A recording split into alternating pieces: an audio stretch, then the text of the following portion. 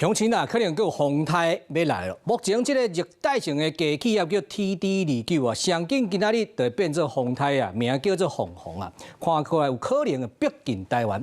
再看伊上北势头角度甲时间点，假使这个高啊真紧就减弱，这个风台可能就通过东部的外海。那假使讲这个高啊减弱较慢啊，这利比亚巴士海峡了上北，安尼咱就对啊啦。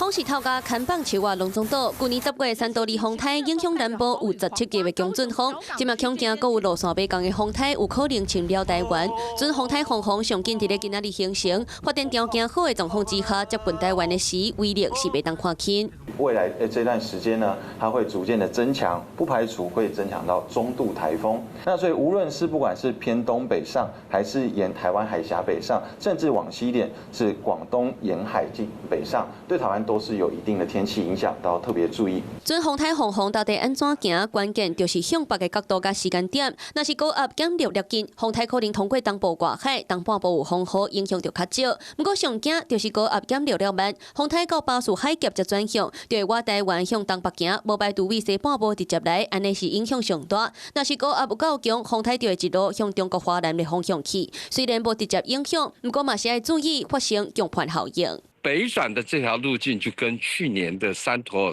其实是非常类似的哦。风雨的部分大概从南投以南都是在它可能的这个暴风圈范围当中。虽然路线也有变数，不过用上新的地质模型来看，无论是欧洲也是美国，就算各国的预测模型加减有差，不过共同点都是认为风台伫咧台湾附近转北，后礼拜开始的影响会愈来愈明显。 预估是在下周2，也就是11号的时候，是更为接近台湾，而到下周3、12号是影响台湾最明显的时候。无论准风台凤凰敢会直接侵扰台湾，定着拢会有风雨影响，建议民众提早做准备，预防任何灾害发生。